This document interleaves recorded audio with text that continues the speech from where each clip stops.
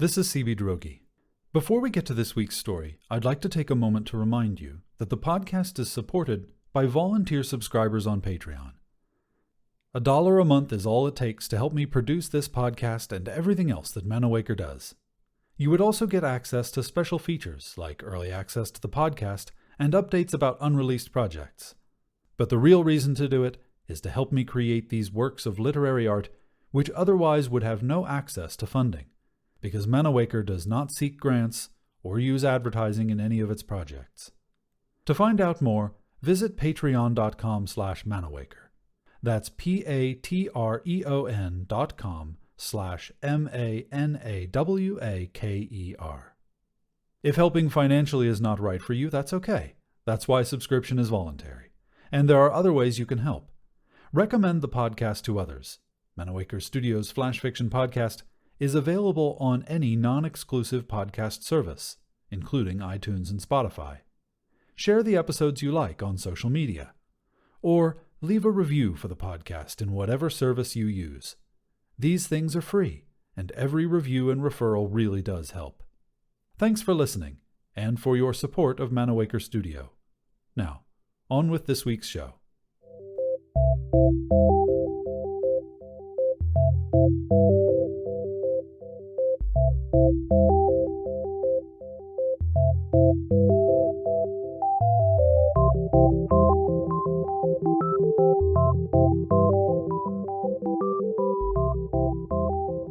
Welcome to Manawaker Studios' Flash Fiction Podcast.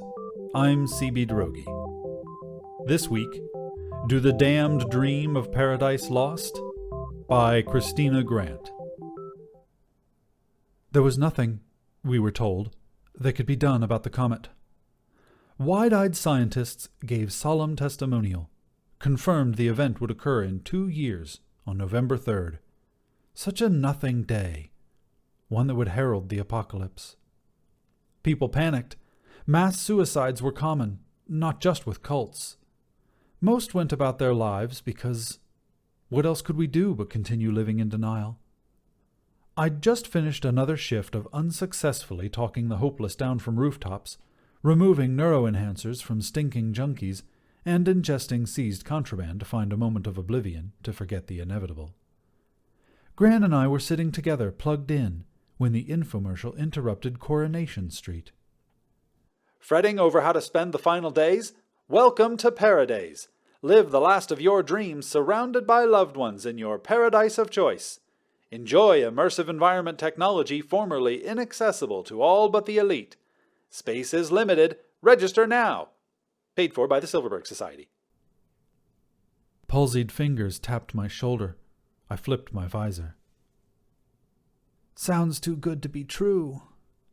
Gran's face was bathed in the blue glow of the all-night takeout across from our apartment.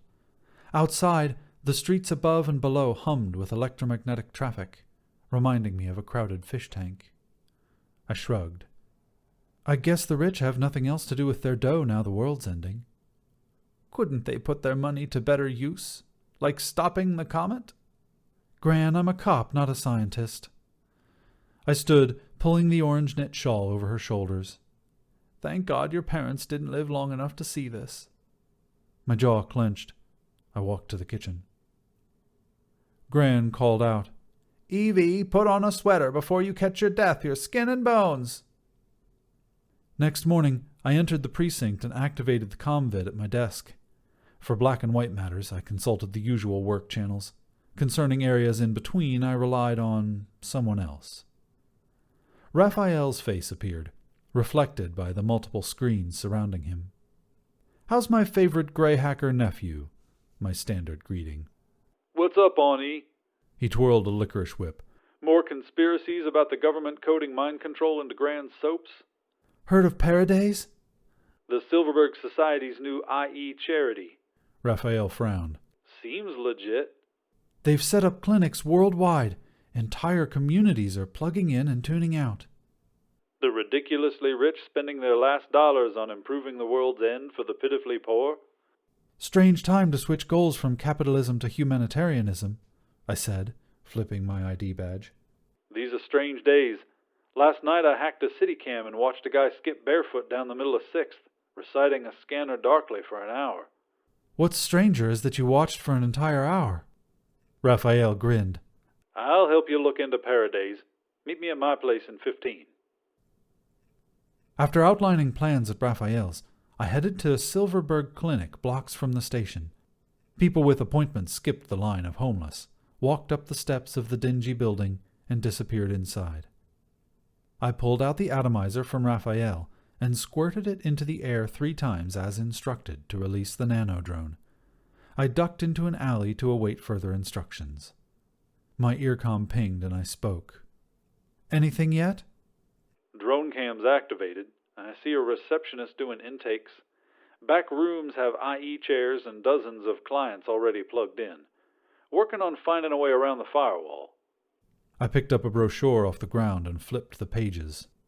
While experiencing our patented IE technology for mere hours, you'll enjoy 2 luxurious weeks in one of 7 paradises of your choosing. At the end of your holiday, our doctors will administer a drug to help you slip painlessly into death. No more horrifying cataclysm, thanks to the generosity of the Silverberg Society. Something didn't smell right, and it wasn't the Thai-Irish fusion restaurant next door. Raphael pinged again. I hacked a visor. Seems legit. Tropical paradise, the works. There's something we're missing, though. Give me a moment to find a back door and crack their members-only chat room. I peered around the corner. Raphael's voice blasted in my ear. Found something. What? Another incoming text. I ignored it. It's a planned culling of humanity. What are you talking about? I said, distracted by an orange shawl standing out brightly against drab stone walls. Scientists are lying to save their own asses. Silverberg thinks there are too many of us sharing the same planet. They want it for themselves. Another text buzzed. I checked my wrist screen. From Gran. Made up my mind. Registered for Paradays. Love you. Hate goodbyes. The comet? I panicked. There is no comet. They'll announce a near miss with no one the wiser. I looked up just as the shawl disappeared through the entrance. Shit. I bounded up the steps and entered the waiting room. The receptionist smiled widely. Welcome to Paradays. Do you have a group or individual appointment? I ignored her and scanned the room. Raphael continued, blathering in my ear. We're just dumb animals voluntarily entering the slaughterhouse. Way less messy than outright violence. What do we do? I said, pushing through another door marked Paradays guests only. We can't go public. They'll have us executed. They've more power than you can imagine. I burst in the room just as a whitecoat was plugging Gran into a chair. You can't be in here, another attendant said, grabbing my arm. I flashed my badge, then slammed the metal into his shoulder. He hollered, falling to his knees. Gran smiled up at me, face youthfully transformed by hope. Gran! Everything I wanted to say was in that name. Honey, I'm sorry. I didn't want you to try to talk me out of it. Comet or not, I'm old. I don't have much life left to live. Through my tears, her face blurred. Her features softened. She closed her eyes. I leaned in to kiss her papery cheek. Have a nice trip.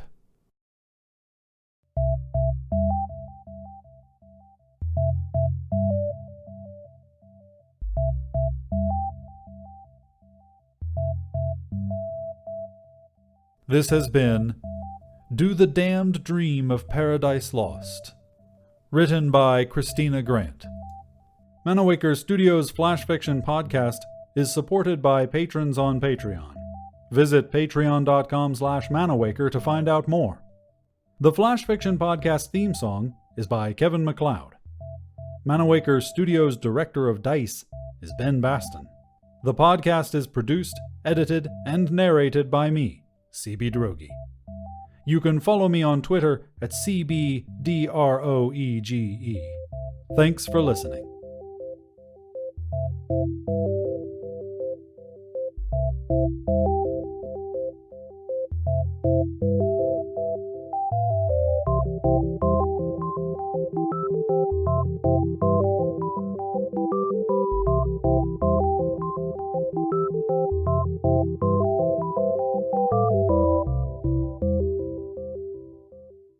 On the next installment of Flash Fiction Podcast, paint me, I'd asked him once.